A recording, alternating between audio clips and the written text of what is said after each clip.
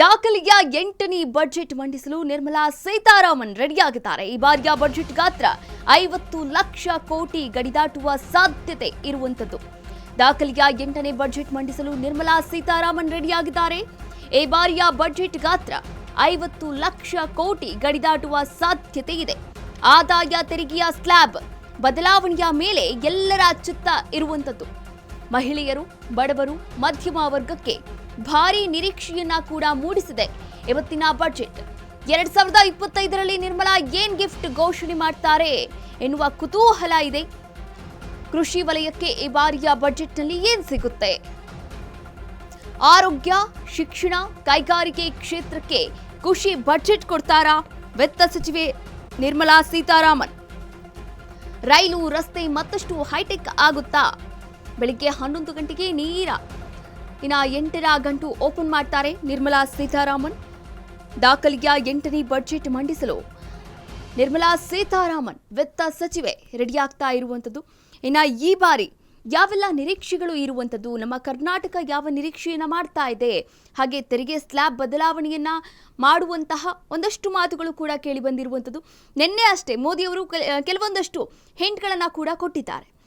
ಒಂದು ಬಡವರು, ಮಧ್ಯಮ ವರ್ಗದವರು, ಇನ್ನು ಹೆಣ್ಣು ಮಕ್ಕಳಿಗೆ ಒಂದು ಹೊಸದಾದಂತಹ ಯೋಜನೆ, ಒಟ್ಟಾರೆಯಾಗಿ ಈ 3 ವಿಚಾರಗಳನ್ನು ಇಟ್ಕೊಂಡು ಇಂದಿನ ಬಜೆಟ್ ಮಂಡನೆ ಮಾಡ್ತಾ ಇರುವಂಥದ್ದು.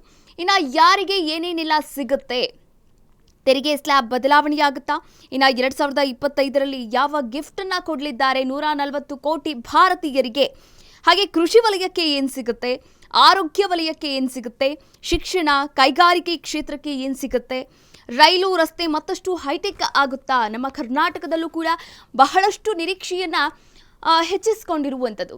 ಇನ್ನು ನಿರೀಕ್ಷೆಯ ಬಜೆಟ್ ಇದಾಗಿರುವಂಥದ್ದು. ಆದಾಯ ತೆರಿಗೆಯ ಸ್ಲ್ಯಾಬ್ ಬದಲಾವಣೆಯ ಮೇಲೆ ಎಲ್ಲರ ಚಿತ್ತ ಇವತ್ತು ಇರುವಂಥದ್ದು. ಇನ್ನು ತೆರಿಗೆ ಸ್ಲ್ಯಾಬ್ ಬದಲಾವಣೆ ಮಾಡ್ತಾರಾ ನಿರ್ಮಲಾ ಸೀತಾರಾಮನ್? ಹಳೆ ಸ್ಲ್ಯಾಬ್, ಹೊಸ ಸ್ಲ್ಯಾಬ್ ಪದ್ಧತಿ ಬದಲಾಗುತ್ತಾ ಎನ್ನುವ ಪ್ರಶ್ನೆ ಕೂಡ ಇದೆ. ಇನ್ನು ಒಂದೇ ಪದ್ಧತಿಯಲ್ಲಿ ತೆರಿಗೆ ವಿನಾಯಿತಿಯ ಗಿಫ್ಟ್ ಏನಾದರೂ ಕೊಡ್ತಾರಾ?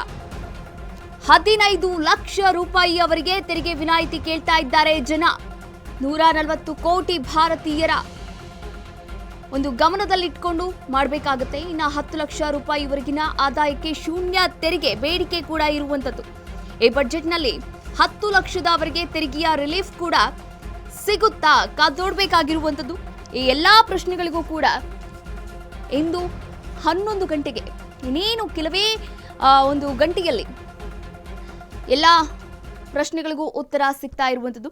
ಹಳೆ ಸ್ಲ್ಯಾಬ್, ಹೊಸ ಸ್ಲ್ಯಾಬ್ ಪದ್ಧತಿ ಏನಾದರೂ ಬದಲಾವಣೆಯಾಗುತ್ತಾ ಎನ್ನುವಂತಹ ಪ್ರಶ್ನೆ ಕೂಡ ಇದೆ.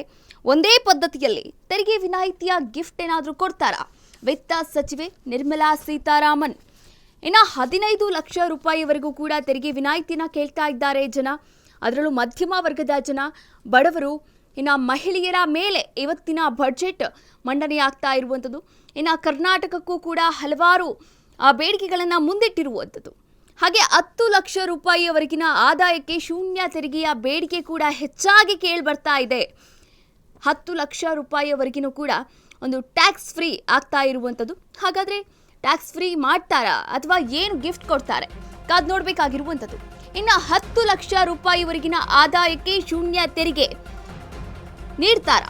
10 ಲಕ್ಷದಿಂದ 12 ಲಕ್ಷದವರೆಗಿನ ಆದಾಯಕ್ಕೆ 5% ತೆರಿಗೆಯನ್ನ ಹೆಚ್ಚಿಸುವ ನಿರೀಕ್ಷೆ ಕೂಡ ಇದೆ. ಇನ್ನು 12 ಲಕ್ಷದಿಂದ 15 ಲಕ್ಷದವರೆಗಿನ ಆದಾಯಕ್ಕೆ 10% ತೆರಿಗೆ ಹಾಕಲಾಗುವಂಥದ್ದು. 15 ಲಕ್ಷದಿಂದ 20 ಲಕ್ಷದವರೆಗಿನ ಒಂದು ಆದಾಯಕ್ಕೆ 15% ತೆರಿಗೆ ಬೀಳುವಂತಹ ಚಾನ್ಸಸ್ ಕೂಡ ಇರುವಂಥದ್ದು. ಜನ ಕೂಡ ಇದನ್ನೇ ಕೇಳ್ತಾ ಇರುವಂಥದ್ದು. ಇನ್ನು 20 ಲಕ್ಷ ರೂಪಾಯಿ ಮೇಲ್ಪಟ್ಟ ಆದಾಯಕ್ಕೆ 30% ತೆರಿಗೆ ಸಾಧ್ಯತೆ ಕೂಡ ಇರುವಂಥದ್ದು.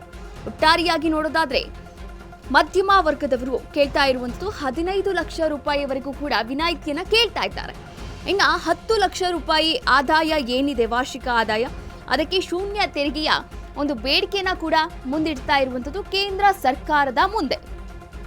ಇದೆಲ್ಲವನ್ನ ಕೂಡ ಹೊರತುಪಡಿಸಿ 10 ಲಕ್ಷ ರೂಪಾಯಿನ ಒಂದು ಆದಾಯಕ್ಕೆ ಶೂನ್ಯ ತೆರಿಗೆ, ಟ್ಯಾಕ್ಸ್ ಫ್ರೀ, ಹಾಗೆ 10 ಲಕ್ಷದಿಂದ 12 ಲಕ್ಷದ ಆದಾಯಕ್ಕೆ 5% ತೆರಿಗೆಯನ್ನು ಹಾಕುವಂತಹ ಸಾಧ್ಯತೆ ಕೂಡ ಹೆಚ್ಚಾಗಿ ಕಾಣಿಸ್ತಾ ಇರುವಂಥದ್ದು. ಯಾಕಂದರೆ ಈ ಕುರಿತಂತೆ ನಿನ್ನೆ ಅಷ್ಟೇ ಮೋದಿಯವರು ಒಂದಷ್ಟು ಹಿಂಟ್ಗಳನ್ನು ಕೂಡ ಕೊಟ್ಟಿರುವಂಥದ್ದು. ಮಧ್ಯಮ ವರ್ಗಕ್ಕೆ ಹಾಗೆ ಬಡವರ್ಗಕ್ಕೆ ಏನಾದರೂ ಒಂದು ಉನ್ನತವಾದಂತಹ ಕೆಲಸಗಳನ್ನು ಮಾಡಬೇಕು ಎನ್ನುವಂತಹ ನಿಟ್ಟಿನಲ್ಲಿ ನಿನ್ನೆ ಅಷ್ಟೇ ಭಾಷಣವನ್ನು ಕೂಡ ಮಾಡಿದರು. ಇನ್ನು 10 ಲಕ್ಷದಿಂದ 12 ಲಕ್ಷದವರೆಗಿನ ಆದಾಯಕ್ಕೆ 5% ತೆರಿಗೆಯನ್ನು ಹಾಕುವಂತಹ ಸಾಧ್ಯತೆ ಕೂಡ ಇದೆ.